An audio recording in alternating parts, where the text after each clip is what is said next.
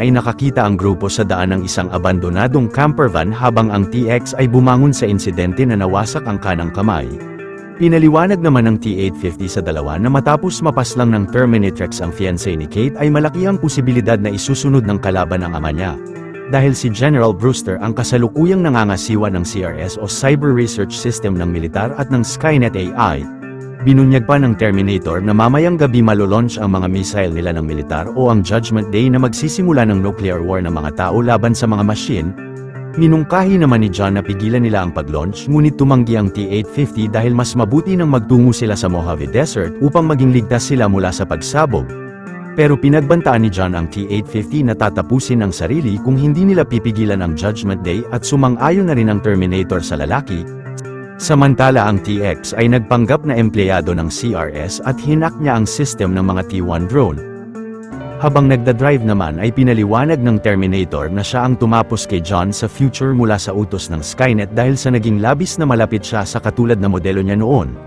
Pero nadakip ang T-850 ng mga resistance at nireprogram siya ni Kate sa future upang ipadala sa panahong yon. Maya-maya ay nireport ng mga tauhan ni General Brewster na mas na-corrupt ng super virus ang system nila at hindi matukoy ng mga ito kung sino ang nag-ooperate ng virus.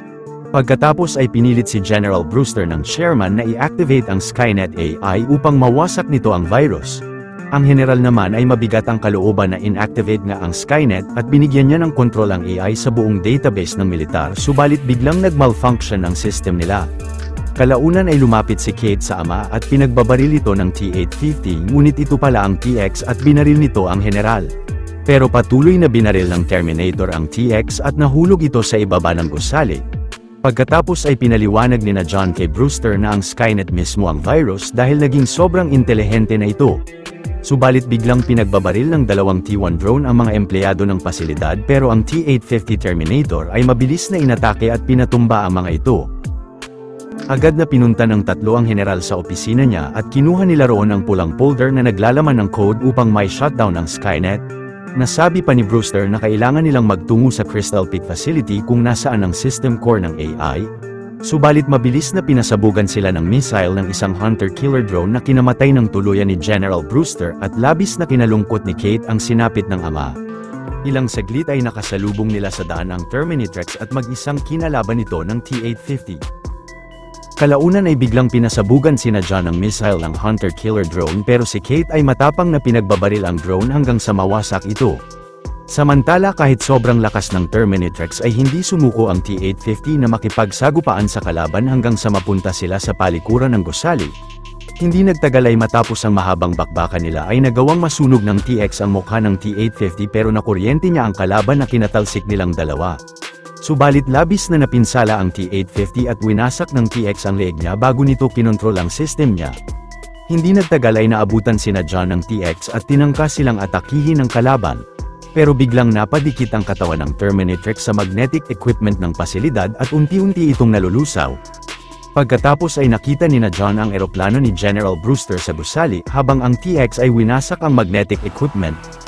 Kalaunan ay lumapit kina John ang T-850 at nilabas nito ang lalaki sa eroplano.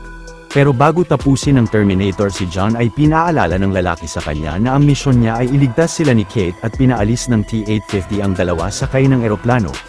Pagkatapos ay nireboot ng Terminator ang system niya upang makontrol muli ang sarili. Maya-maya ay narating ng dalawa ang Crystal Peak at tinype nila sa computer ang mga code ng folder upang mabuksan ang malaking pinto ng pasilidad.